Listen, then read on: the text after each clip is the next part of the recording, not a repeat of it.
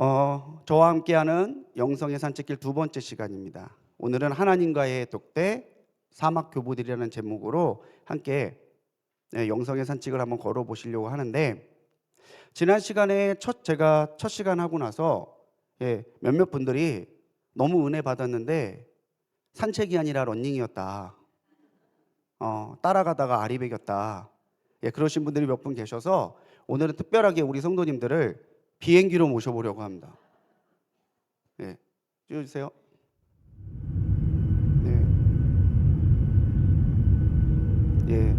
퍼스트 클래스에 타고 계시다고 생각하시고, 이렇게 비행기까지 타고 우리가 이번에 가서 산책해 볼 곳은 바로 사막입니다. 여기는 아프리카의 스케티스라고 하는 지역에 있는 사막이에요. 여러분들 혹시 사막을 경험해 보셨는지 모르겠습니다. 우리는 흔히 광야라고 익숙해 있지만 사실은 사막이죠. 왜 아무것도 없는 이 사막으로 우리가 산책을 나왔을까? 사막은 척박하죠. 아무것도 없습니다. 그런데 오히려 아무것도 없기 때문에 하나님만을 바라볼 수 없는, 그분밖에 바라볼 수밖에 없는 곳이죠. 사막 교부, 말 그대로 사막이잖아요. 사막의 교부들은 하나님과 독대하기 위해 사막으로 갔던 사람들을 일컫습니다.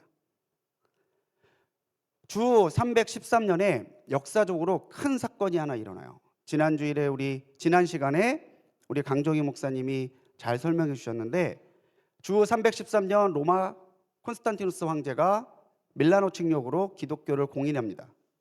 그리고 시간이 더 지나서는 기독교는 로마의 국교로까지 승인하게 되죠. 사실 그 이전은 박해의 시대였잖아요. 박해의 시대에 기독교는 오히려 순교자들의 피와 또 그들의 기도로 더 부흥하고 더 생명력 있는 기독교였어요. 그런데 아이러니하게 이 박해가 사라지고 나서는 교회는 더 약해지고 있다는 거죠. 박해의 시대에 주님을 위해서 죽은 순교자들이 어떠한 삶을 살았는지 오늘 히브리서는 그렇게 증언하고 있습니다. 조롱을 받았고요, 채찍질을 받았고, 결박하고, 옥에 갇히는 시련도 있었어요. 톱으로 켜져 죽는 것도 있었고, 돌에 맞아 죽는 사람도 있었고, 칼로 죽임을 당하는 사람도 있었습니다. 그럼에도 그들은 오히려 그 박해를 피해서 하나님 앞에 자신의 신앙을 지킬 수 있는, 우리 교회의 신앙을 지킬 수 있는 곳을 찾아서, 그게 무덤이든 사막이든 산이든 가리지 아니하고 그들의 신앙과 하나님을 향한 사랑을 지키기 위해 나섰다는 거죠. 박해는 이제 밀라노 칙령 이후에 사라졌습니다. 교회는 국가의 보호를 받고 오히려 많은 재산과 땅을 소유하게 돼요. 그런데 아이러니하게 교회는 점점 생명력을 잃어가고 예수님께서 말씀하셨던 제자도를 떠나 방탕하고 타락하기 시작했습니다. 우리가 알아야 되는 건요, 형통함과 안일함이 때로는 독일 수 있어요. 부자가 돼요, 잘 돼요, 형통하고 평안해요. 저 사람 진짜 복받은 사람 같아. 그것만 가지고 우리가 판단해서는 안 돼요. 때로는 형통함과 안일함이 우리의 신앙이 하나님 앞에 올바르게 설 수 있는 것을 막는 장애물이 될 수도 있습니다. 근데 이때에 이런 시류에 영합하지 않고 오직 그리스도를 사모하면서 세상을 떠나 사막으로 나간 사람들이 있었으니, 그 사람들을 우리가 가리켜서 사막의 수도자들 또는 사막의 교부들이라고 말합니다. 대략적으로 주전 3세기 밀라노 칙령 이후에 교회가 점점 세속화되는 것을 배경으로 나타났던 아프리카의 수도자들, 그 사람들이 사막 교부예요. 이런 사막 교부들의 효시로 인정받는 사람은 바로 안토니우스라는 사람입니다. 여러분들이 이 안토니우스라는 사람을 좀 잘 아셨으면 좋겠어요. 이 안토니우스를 비롯해서 사막으로 하나님과 더 독대하기 위해 나갔던 수많은 사람들이 생겨납니다. 근데 이 안토니우스는요, 굉장히 부자였던 집에 태어났어요. 그리고 아버지가 일찍 돌아가셔서 자기가 그 모든 재산들을 다 상속받아요. 부자예요. 사회적인 영향력이 있죠. 그런데 그의 심령에는 늘 무엇인가 말할 수 없는 갈급함과 부족함이 있었습니다. 뭐지? 나는 여유로운데? 나는 풍요로운데? 왜 나의 마음은 이렇게 공허하지? 그러다가 이 청년이 마태복음 19장 21절을 대하게 됩니다. 네가 온전하고자 한다면 가서 내 소유를 팔아서 가난한 사람 나눠주고 나를 따라라. 그러면 너에게 하늘에서 보화가 있을 거다. 이 말씀에 이 안토니우스가 자신의 갈망이 어디에서 해결될 수 있는지를 찾아내요. 바로 예수 그리스도신 거죠. 이 말씀 그대로 안토니우스는 자신의 모든 재물을 다 팔아서 나눠주고 자기는 사막으로 가요. 거기에서부터 자기의 인생의 해답이 되어주실 예수님을 그렇게 갈망합니다. 사막으로 왔어요. 아무도 없죠.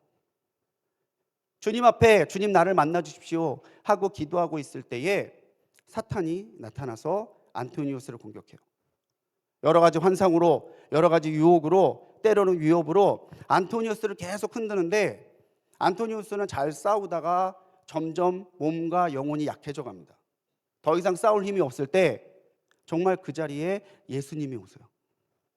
예수님이 이 안토니우스에게 나타나셔서 위로하시고 힘을 주셨을 때 안토니우스는 이 사탄의 공격을 이겨낼 수 있게 되는 거죠. 누구처럼? 예수님처럼. 어떤 정신학자분이 그런 얘기 하시더라고요. 저는 혼자 있는 것 같아요. 내 곁에 아무도 없을 것 같아요.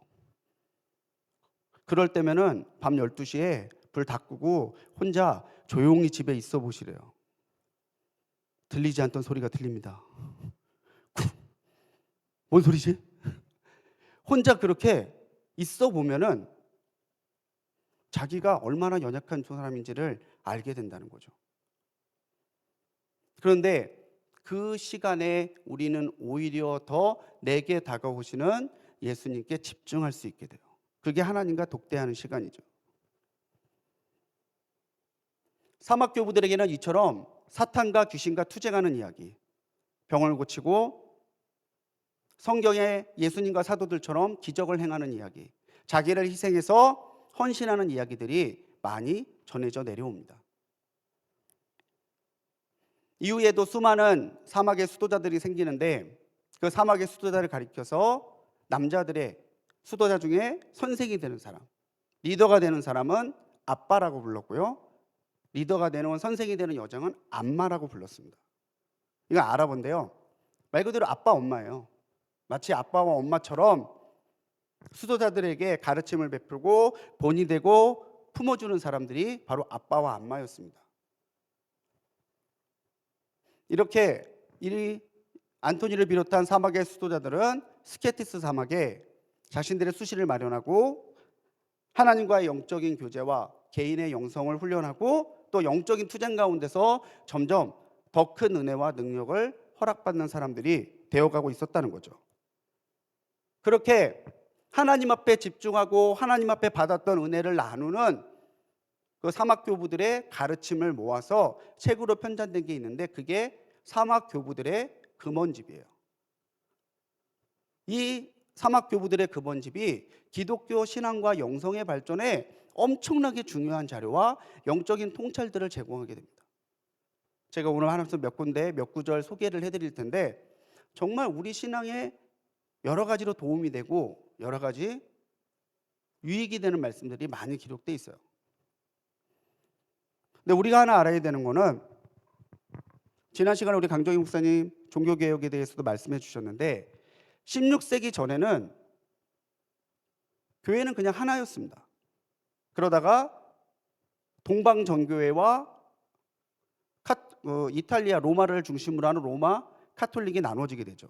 그래서 아프리카 이쪽 지역 동로마 지역을 동방정교회라고 그러고 로마 지역 중심으로 하는 교회를 서방 카톨릭이라고 그래요. 근데 16세기에 종교개혁이 나타나면서 지금 우리 개신교가 드러나게 되죠.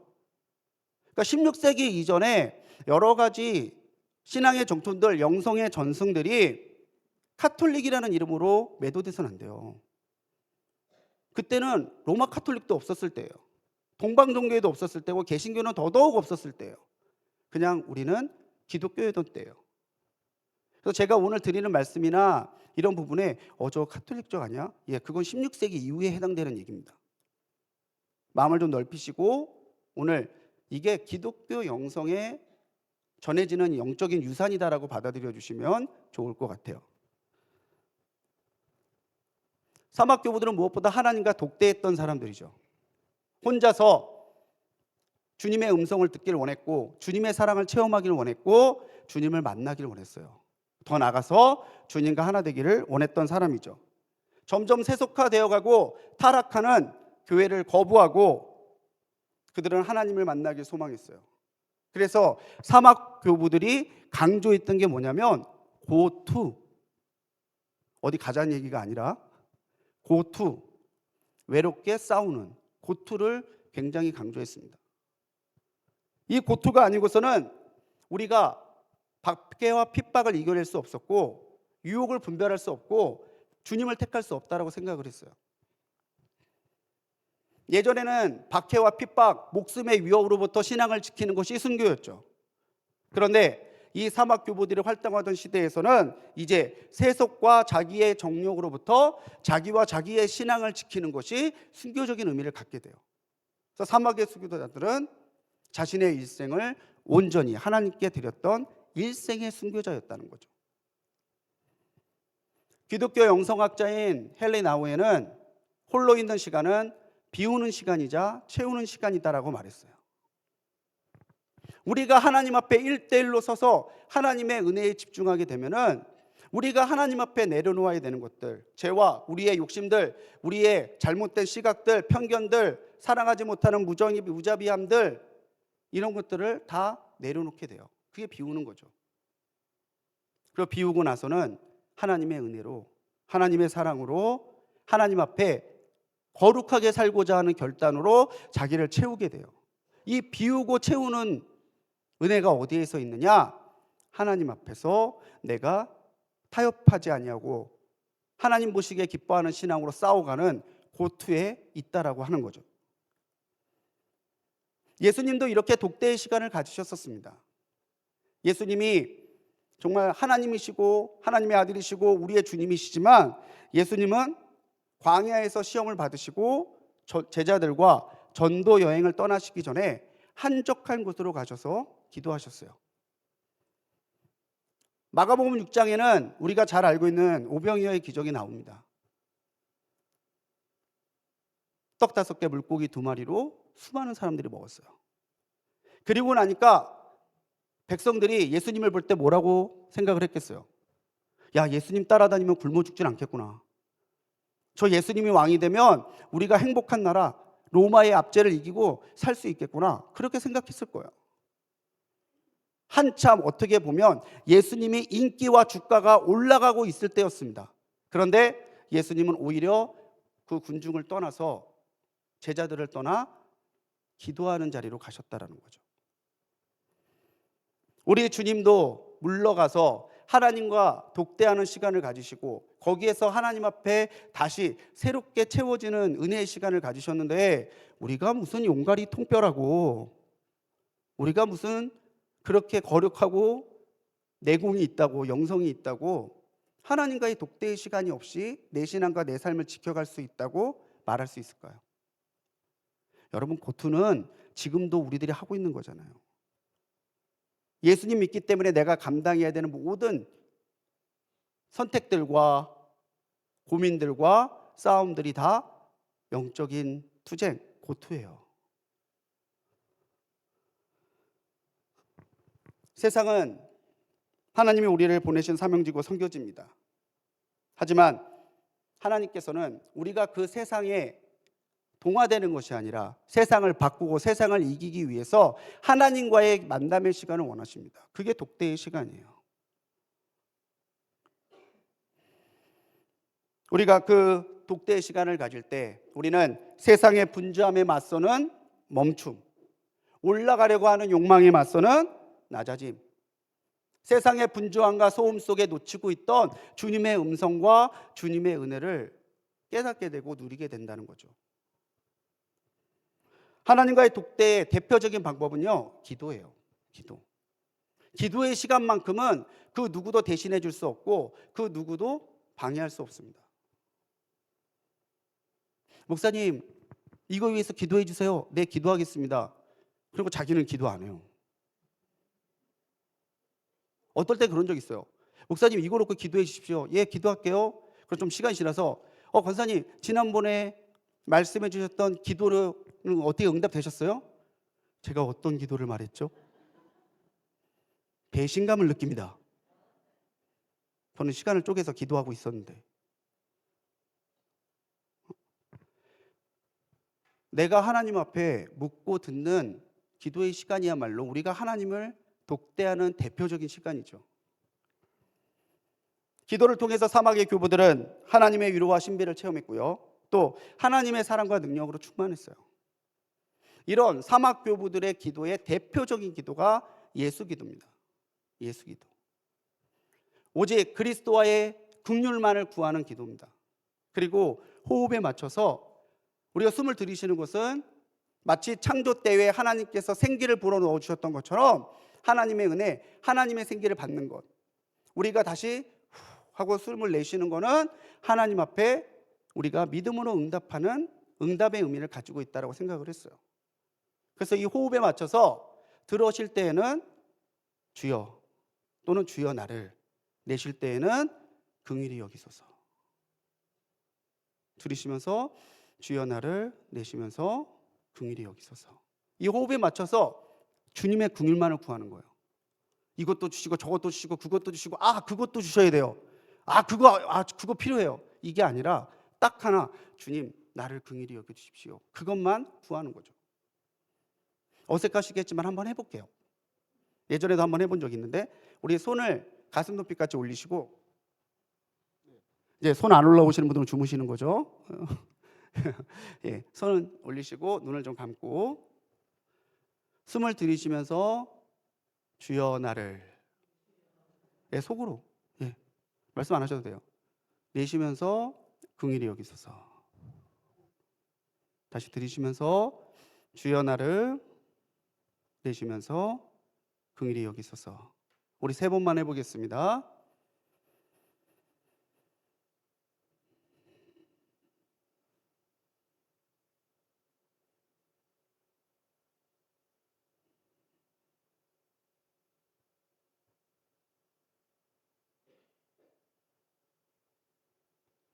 주여 나를 긍휼히 여기소서. 아멘. 네, 여러분들 한번 해보세요. 지금은 좀 어색하고 익숙하지 않은데, 여러분 제일 좋은 거는 기도 마치시고 기도의 끝에 이 예수 기도를 하시고 마무리하시면은 굉장히 은혜가 있습니다. 저는 그렇게 하거든요. 기도하고 기도 끝날 때 이 예수 기도로 마치는데 굉장히 은혜가 있어요. 그래서 이 예수 기도가 나중에 이어져서는 헬라어로 키리에 일레이손, 키리에 주님, 일레이손 긍휼히 여겨 주십시오. 이 기도문의 기도 방법으로 이어지고 있습니다. 키리에 일레이손. 이렇게 하나님과 독대하고 하나님께만 집중하는 영적인 훈련을 통해서 사막의 교부들은 혼자 있어도 외롭지 않았고 홀로 있지만 더 풍요로운 역사를 체험할 수 있었던 거죠.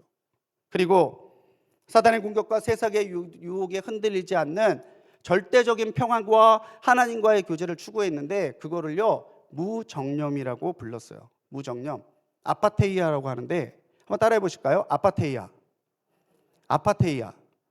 예, 흔히들 무슨 인도의 명상이나 이런 것처럼 생각이 없는 것, 무아지경, 명상 이런 거를 뜻하는 게 아니라, 이 무정념은 하나님의 사랑으로 충만해져서 헛된 것에 흔들리지 않는 그 상태를 무정념이라고 부르는 거예요.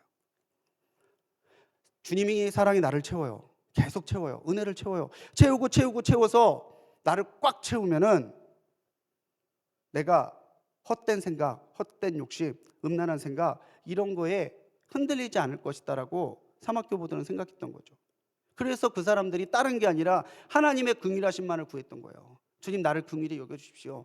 주님이 나를 긍휼히 여겨주신다면, 주님이 나를 사랑해 주신다면 나는 무엇이든지 할 수 있고 무엇과도 지지 않고 이길 수 있습니다. 그들은 그렇게 고백했다라는 거예요. 하나님의 사랑으로 가득 차서 죄의 소욕이나 세상적인 요망이 들어오지 않도록 자기를 쳐서 복종시키는 훈련이 이 사막 교부들에게는 하나님과 독대하는 것이었고, 하나님과 기도하는 것이었고, 하나님 앞에 내 신앙과 삶을 드리는 영적인 헌신이 되었었다라는 거예요. 오늘 사막의 교부들을 여러분 함께 은혜 나누면서 여러분들 하나님과의 독대의 시간을 가지시기 바랍니다. 집에 가면은 남편하고 자식들이 있어요. 문 걸어 잠그세요. 문 걸어 잠그세요. 자기들이 뭐 배고프면 라면이라도 끓여 먹겠지. 교회에서도 여러분들 함께 교제하시고 얘기 나누시는 것도 좋은데, 한번 예배 끝나시고 그 자리에서 한번 한 5분 10분이라도 조금 더 기도하고 일어나 보세요. 예배의 자리가 달라집니다. 그렇게 하나님 앞에 집중하는 것, 하나님의 독대라고 말할 수 있는 거죠. 그래서 이 사막의 교부들이 사막으로 갔던 근본적인 이유는 뭐였을까요? 하나님과의 만남이에요. 하나님과의 사랑으로 충만해지는 것. 그래서 그들은 금욕했습니다. 절제했습니다. 그래서 사막의 교부들은 금욕했던 사람인데, 이 금욕은 하지 말아야지, 포기해야지, 이게 아니라 거룩한 목적을 이루기 위해서 그들이 했었던 영적인 싸움이에요. 그러니까 우리가 금욕, 절제 이런 얘기하면 뭐 하지 말아야 되고, 뭘 포기해야 되고, 뭐를 내려놔야 되고, 이렇게 생각하기 쉬운데, 사실 금욕은 내려놓고 포기하고 안 하고 이걸 넘어서서 내가 하나님의 사랑을 알고 실천하는 과정이에요. 그게 금욕이에요.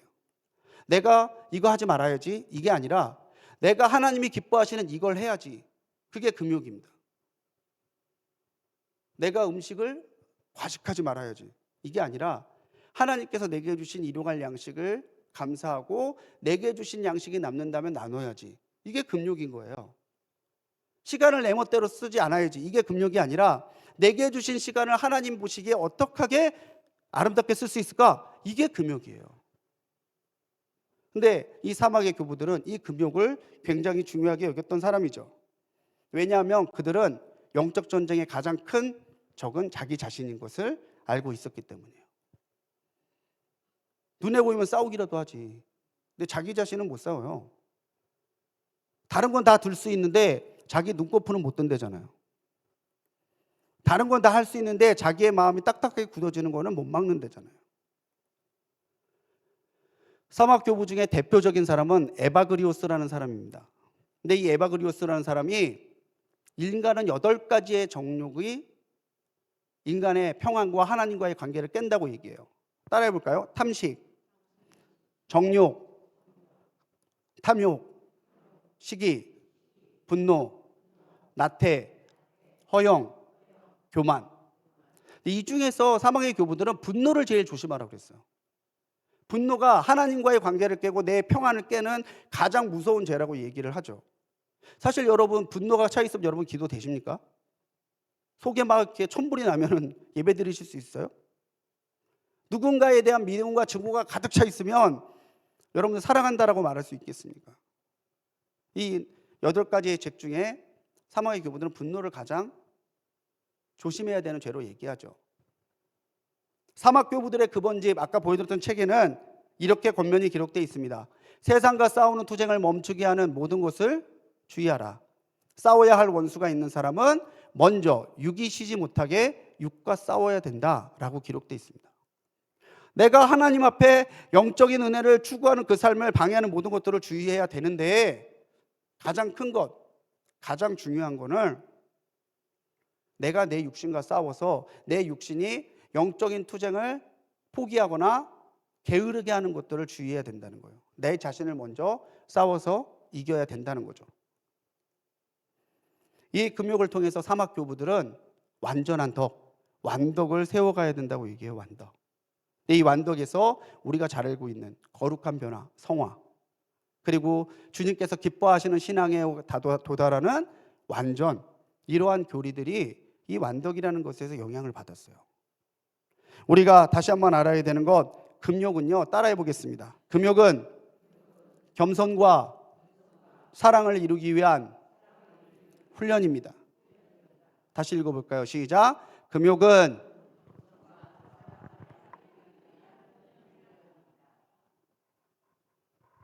이게 금욕이에요. 무조건 하지 말고 참으면서 막 속에는 내가 이걸 왜 해야 될까 고민하고, 이게 금욕이 아니라 하나님이 기뻐하는 걸 행하는 게 금욕이죠. 그렇게 금욕을 통해서 우리는 주님의 겸손을 닮아가야 합니다. 그리고 하나님을 높이고 다른 사람들을 더 세워주는 겸손을 만들어 가야 돼요. 그게 자신과 싸우는, 또 하나님의 사랑을 이루는 금욕인 거죠. 내가 주신 사랑을 통해서 내 주변의 이웃들에게 소망이 되고 덕이 되는 것. 예수님이 이렇게 사랑하시는 분이다라는 걸 말이 아니라 내 삶의 겸손과 헌신을 통해서 보여주는 것. 당신처럼이라면 내가 예수님 믿겠어. 한 목사님이 그 얘기 하시더라고요. 며느리들이 교회 다니면서 시어머니 때문에 너무 힘든 게 그거래요. 자녀들이 교회를 다니면서 부모님들 때문에 상처받는 게 그거래요. 집에서는 그렇지 않은데 교회에서는 너무 거룩해. 밖에서는 야 이러다가 교회 오면 아들 그러면은 아가 왔구나 이래놓고는 얼마나 마음들이 그러겠습니까? 근데 우리가 금욕을 통해서 주님의 겸손과 사랑을 이루어가기 시작하면 우리를 통해서 예수님을 본다는 거죠. 사순절이 다가오고 있습니다. 여러분, 포기하고 내려놓고 힘들고 어려운 금욕이 아니라 하나님의 겸손과 사랑을 이루어가는 금욕에 힘쓰는 이 사순절기를 준비하시고 보내보시면 더 큰 은혜가 있을 것 같아요. 이 사막의 교불은 그렇기 때문에 환대의 영성을 굉장히 강조했습니다. 환대. 아, 권사님 오셨어요. 이 정도가 아니라 와, 권사님 오셨어요. 이런 부담스러워 하시는군요. 환대. 자기의 주신 사랑으로 따뜻하게 맞아주는 환대를 굉장히 중요하게 여겼던 사람들입니다. 금욕을 통해 겸손과 사랑이 이루어졌다면 이것은 환대를 통해서 실천으로 이어져야 된다는 거죠. 사막교부들, 사막 가서 혼자서 고고한 척, 자기의 신앙이 위대한 척하고 있는 사람들, 그렇게 오해하시면 안 돼요. 그들은 그렇게 사막에서 하나님과 만나 하나님의 사랑과 은혜와 능력을 체험하고 하나님의 겸손과 사랑을 이루어 갔다면 그것을 가지고 하나님이 가라 하시는 곳에 가서 하나님의 사랑을 나눴던 사람이에요. 그래서 이 사막교부들이 굉장히 중요하게 여겼던 영성훈련의 방법 중에 하나가 노동입니다. 아무것도 안 하고 무의도식하는 게 아니라 이 사람들은 기도하면서 밭을 갈고, 기도하면서 자기가 생필품 만들고, 기도하면서 자기가 할 수 있는 일들을 찾아서 했어요. 그렇게 자기가 필요한 것들을 자기 스스로 만들어 가고 남으면, 아, 올해 농사가 너무 잘 됐는데, 야, 올해 내가 만들다 보니까 옷을 너무 많이 만들었는데, 그러면 그거를 가지고 세상으로 나가요. 가서 가난한 자에게 음식 주고 가난한 자에게 옷 나눠주고, 이런 사랑의 실천이 있었던 사람들이에요. 혼자 광야에서 나 혼자 잘 먹고 잘 살지, 나 혼자만 예수님 은혜 받으면 되지 이랬던 사람들이 아니라 내게 주신 은혜를 가지고 나누고 섬기고 사랑했던 사람들이라는 거예요. 그래서 사막 교부들의 근본집 13장의 주제가 뭐냐면 손님을 즐겨 맞이하고 인자한 마음을 가지라는 거예요. 손님을 즐겨 맞이하고 인자한 마음 갖는 것, 말 그대로 환대하라는 거죠. 여성 수도자였던 암마 사라는 그렇게 이야기합니다. 처음에는 사람을 기쁘게 하기 위해서 적선을 하지만 적선에 힘쓰다 보면 점점 하나님에 대한 두려움으로 돌아오게 된다. 처음에는 그 사람 불쌍해서 돕고 났더니 뭔가 뿌듯하고 좋아요. 나의 기쁨을 위해서. 내가 이렇게 하면 저 사람이 뭐라고 그러겠지? 다른 사람의 눈치 때문에 선행을 베풀기 시작하지만 선행을 하면 할수록 점점 더 그 안에서 하나님을 발견하게 된다는 거예요. 그래서 하나님 때문에 사랑하고 하나님 때문에 나누어주고 하나님 때문에 섬기는 그런 참된 선행으로 나갈 수 있으니 지금 너가 할 수 있는 선행을 최대한 하라는 거죠. 어떤 목사님이 교회에 부임해서 제일 먼저 했던 게 엘리베이터에서 인사하기래요. 부임했는데 성도들이 교회에서 만나도 밖에서 만나도, 그래서 목사님 먼저 웃으면서 인사했대요. 아, 권사님 안녕하세요. 그랬더니 예. 설교 때 한번 얘기하셨대요. 우리 엘리베이터에서 인사해 봅시다. 밖에서 만나도 인사해 봅시다. 그래서 그때 설교하고 나서 자기가 와서 엘리베이터를 탔는데 안에 권사님 한 분이 계셨대요. 자기가 가서 인사하려고 하는데 권사님 먼저 목사님 안녕하세요 그러더래요. 아, 예, 권사님 안녕하세요. 우리 불꽃교회에 등록하신 성도님들, 새가족분들이 그런 얘기 많이 하세요. 불꽃교회는 작은 교회가 아닌데 너무 가족 같은 분위기래요. 카페에서 여러분들만 찾으시지 마시고 누가 좀 오면은 사줄 마음이 없어도 자기도 커피 한잔 할래? 이거 한번 해주세요. 엘리베이터에서도 2층까지 그냥 지하 2층부터 2층까지 뚱 이렇게 오지 마시고 전사님 잘 있었어? 권사님 오늘 머리 너무 이쁘다. 얘기라도 한마디 해주시고 그게 환대예요. 내게 주신 것 중에 내가 나눌 수 있는 것을 나누는 것 그게 환대예요. 사랑한다고 말만 하는 것이 아니라 사랑으로 참으로 그 사람에게 예수님이 채워주시고 예수님이 품어주시고 예수님이 맞아주시는 환대를 하는 거예요. 그래서 저는 안내사역팀 매주마다 기도할 때 우리 안내사역팀들에게 그렇게 기도해요. 우리가 맞이할 때에 저들이 예수님의 환대를 체험하게 해달라고 그런 기도하거든요. 예, 먼저 인사하는 캠페인을 한번 해보고 싶습니다. 예, 아는 사람들끼리만 말고 맨날 황동희 권사님하고 인사하고 그러지 말고 예, 마주치면 인사하세요. 마주치면 먼저 인사하고 맞아주시고 그런 환대의 영성이 있을 때 우리에게는 하나님의 역사가 일어나고요. 우리에게는 하나의 공동체됨이 일어나고 우리 안에는 하나님의 사랑이 나타나요. 내 마음의 쓴뿌리에 지지 마십시오. 말이 아니라 행동으로 사랑하십시오. 우리는 먼저 주님이 맞아주신 사람들이에요. 주님이 환대해 주셔서 죄를 용서받고 구원받은 사람들이잖아요. 그럼 우리도 환대해야죠. 눈이 마주치면 인사하세요. 딱 안녕하세요. 반사적으로. 저 보세요. 얼마나 인사 잘해요. 이게 하루아침에 되는 게 아니에요. 권사님 안녕하세요. 이게 하루아침에 되는 게 아니라니까요. 네, 오늘부터 여러분이 한번 하시면은 점점 여러분들에게 환대의 은혜가 나타나기 시작합니다. 이 환대를 중시했던 사람이 사막 교부들이라는 거죠. 이제 마치는 시간입니다. 여러분들에게 권해드리고 싶은 것은 여러분들도 오늘의 사막으로 나아가십시오. 오늘의 사막으로. 이 시대에 우리는 점점 세속화되고 점점 나태해지고 점점 타협해지려는 세상을 살고 있습니다. 교회 다녀도 그렇게 유별나게 다녀야 되냐고 하고 예수 믿어도 너처럼 꼭 그렇게 믿어야 되냐고 그런 말 속에 쉽게 위축될 수 있는 세계를 살아요. 너무 분주해요. 너무 바쁘고요. 그래서 하나님 앞에 무릎 꿇을 시간이 없어요. 이럴 때에 우리는 사막 교부들에게서 하나님과의 독대를 찾아가는 결단과 실천이 필요하다는 것을 깨달을 수 있습니다. 가정과 일터와 학교와 삶의 자리에서 우리는 하나님과 독대하는 시간과 장소를 찾아야 돼요.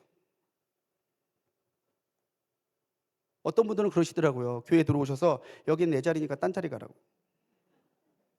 내가 이 성전을 짓고 13년째 이 자리라고. 그럼 사무실에 오셔서 자리세라도 좀 내세요. 내 자리 네 자리가 어디 있습니까? 그런데 그건 있잖아요. 난 이상하게 그 자리에 앉아야 마음이 평하더라. 그거는 나쁜 게 아니죠. 그건 나쁜 게 아닌데 그거를 다른 사람한테 강요하는 게 문제라는 얘기예요. 마치 예배당에서 내 자리 이야기하는 것처럼 여러분들이 하나님과 만날 수 있는 독대의 자리를 찾으셔야 돼요. 남편 출근하고 요 1시간, 잠들기 전에 요 10분, 교회에 와서 예배드리고 속해드리기 전에 잠깐의 이 시간, 이렇게 여러분들이 짬짬이 하나님과 만날 수 있는 시간과 장소를 찾고 거기로 나가기 시작하시면요, 여러분들 그냥 교회에 다녔을 때랑은 전혀 다른 은혜와 능력을 체험하게 됩니다. 지금 제가 약속드릴게요.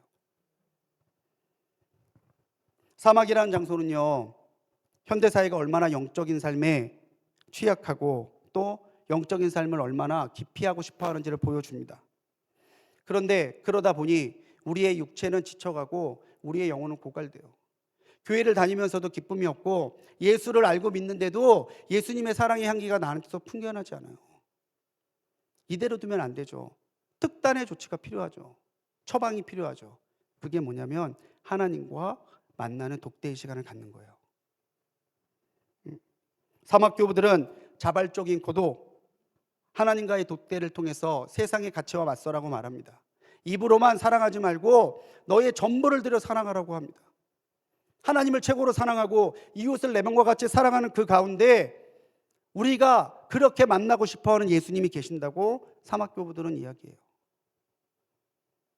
저는 우리 속회를 보면은 너무 마음이 푸근해질 때가 있습니다. 멀리서 보면 웃음소리밖에 안 들려요. 뭔 얘기인지 모르겠는데 그냥 까르르 까르르 까르르 까르르. 제가 가면 딱 끊치더라고요.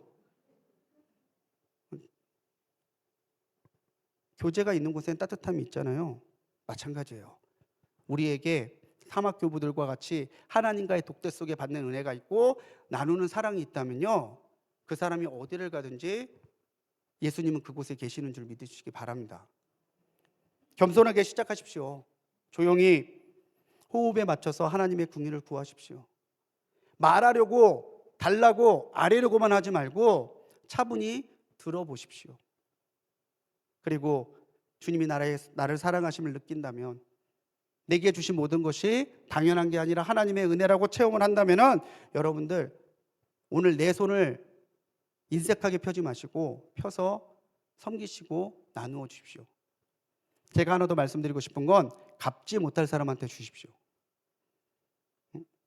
내가 지난번에 밥 샀으니까 이번에는 김권사 차례야 이러지 마시고, 내가 주고 사랑해서 그 사람은 나한테 갚을 수가 없어요. 그런 사람한테 베풀어 보세요. 그러면 하나님이 갚아주세요. 이렇게 하나님과의 독대의 시간을 통해 하나님의 은혜 가운데 쓰려고 하고 예수님과 하나 되는 사람을 오늘 히브리서 11장 38절은 그렇게 이야기를 합니다. 이런 사람은 세상이 감당하지 못하느니라. 표준 세번역은 이 38절을 그렇게 번역해요. 같이 읽습니다. 시작. 이런 사람들을 받아들일 만한 곳이 못 되었습니다. 예. 죄 많은 이 세상은 내 집 아니네. 우리는 세상을 살지만 세상의 사람들이 아닙니다. 우리는 오늘도 주님을 사랑하는 사랑과 믿음 안에서 살아있는 믿음, 행하는 믿음으로 내 믿음이 참으로 생생하게 살아있는 믿음이라는 것을 보여주며 사는 사람들입니다. 그럴 때 여러분들을 세상이 감당하지 못할 거예요. 오늘 사막교부들을 통해서 이 시간을 나눴는데 사막교부들처럼 세상에 머무르지 아니하고 오히려 세상이 감당하지 못하는 은혜의 사람들로 살아가시기를 간절히 축원합니다. 기도하겠습니다.